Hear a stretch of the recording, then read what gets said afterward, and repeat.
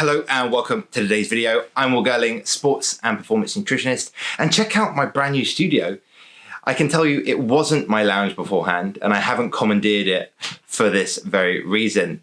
But anyway, let's get into today's video. We're talking about how and why you might be losing power and how we can avoid that. Let's go.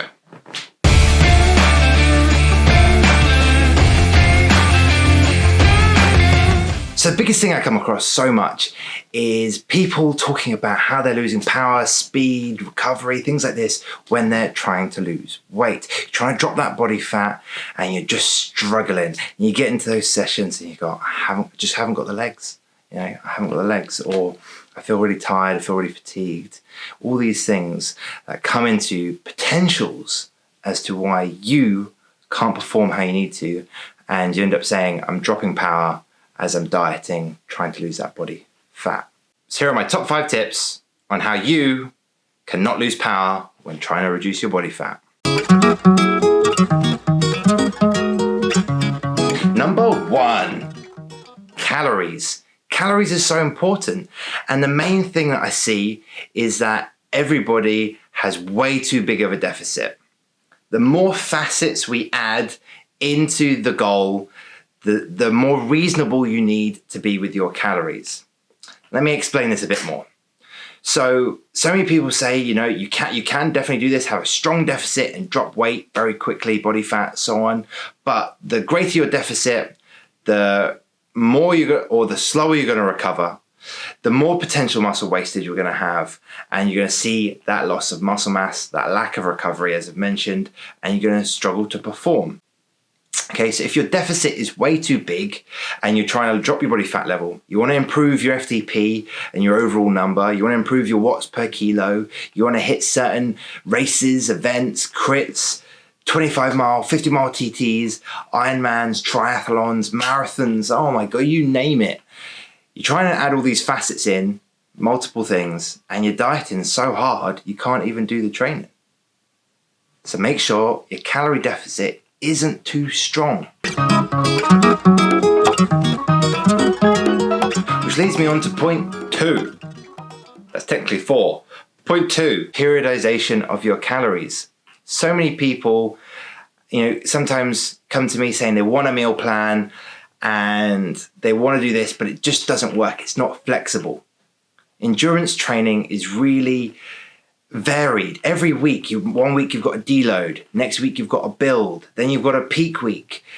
Meal plans for the endurance-based athlete or athlete in general don't really work because the regime changes so much. Unless you're doing the exact same thing every single week with no social engagements, it's not going to work for you. So periodizing your calories. This also then relates to not having 2,000 calories every day or whatever it is, whether you're a female or a male. This is what we see. And we see people having, rest day Monday, and then maybe Tuesday they've got an hour turbo, and then maybe if you're a triathlon, I've done a mixed one here for some of you that aren't all cyclists, an hour run and swim, maybe a 2-hour chain gang. And for some reason, people have the same calories every single day. And it just doesn't make sense. So we actually want something a bit more like this. This is how you should be doing it. On your easy day, eating less. We're going to have a low day.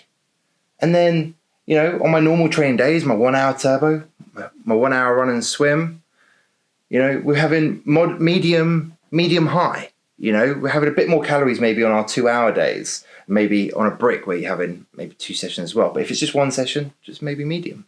And then on our big day, we're having big food. And we're having the calories we need to fuel performance, fuel recovery. So we're not losing power. So we can perform and fuel for the work required. See what I did there? It's good, isn't it? So that's right, we're fueling for the work required. And this is what I say every video. And we're periodizing our nutrition to apply to these things. Maybe you're not training on the Saturday and doing a big ride. Maybe you're doing your big ride on a Sunday. But you know what you are? You're also things like this. Whoa, pow, look at that drawing. Skills, that is skills.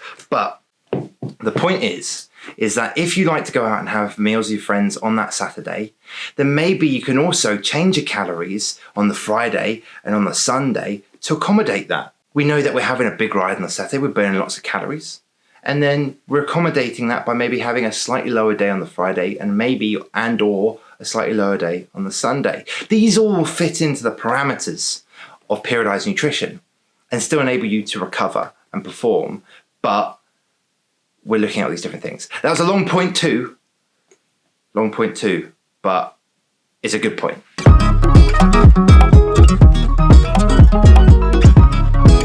Point 3, protein.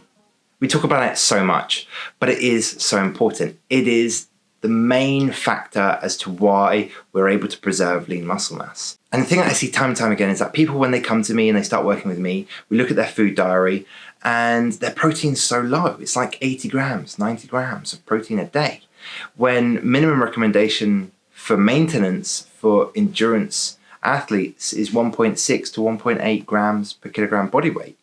And the recommendation, including vegans, is 2 grams per kilogram body weight. So if you're a 70 kilo male or female, this is for both of you, that's 140 grams of protein a day. It's going to help recovery, and it's going to help preserve lean muscle mass. It'll also help you feel satiated and full whilst having lower calories. But the main thing is the recovery and the preservation of lean muscle mass. Regular protein intakes for those to help that recovery process, because protein stimulates muscle protein synthesis and then means that we stay in a recovery balance or a positive protein balance. Okay, so protein at minimum 2 grams per kilogram body weight if you are trying to reduce body fat.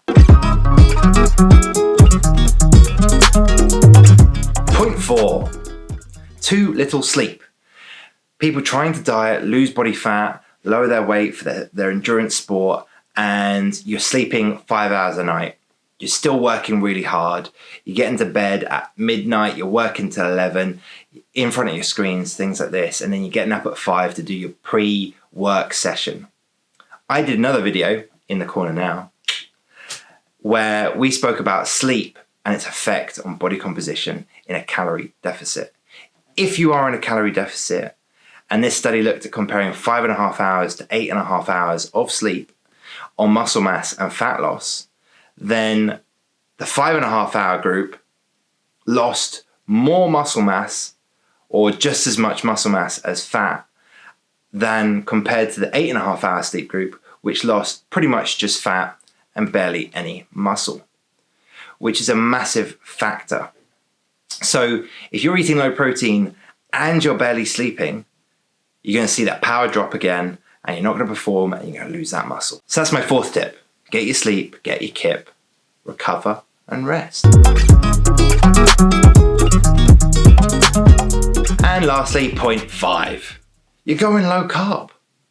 For the majority of us out there, you're doing 1 hour sessions. And as the example week we had there, you're going to do a 1 hour turbo, a 1 hour run. They've probably got some HIIT sessions in there. You're probably doing some sweet spot efforts. You're probably doing some cadence work on your run maybe, or some intervals on the track. Maybe you're doing intervals in a swim. Or you're hitting the chain gang and you're running the front and you're pushing hard.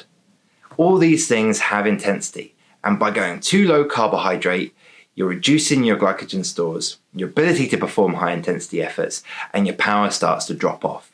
Even if your calories are right, because calories doesn't mean carbs are correct, because we can have the same amount of calories, but the ratios can be off. And the majority of the people that I see that I work with have low carb, moderate to low protein, high fat. That is the general trend that we see. So get your carbs right to fuel, once again, guys, for the work required. So that's it. That's my 5 top tips on how you cannot lose power when you're in a dieting body fat reduction phase, and you've also got the multifaceted goals of trying to still perform and recover. I hope you enjoyed today's video. I hope you like the new venue. I think this is a keeper. Let me know if you do. And also let me know, which tip do you think stood out most for you? And as always, hit that subscribe button, hit that like button. I look forward to hearing from you guys soon.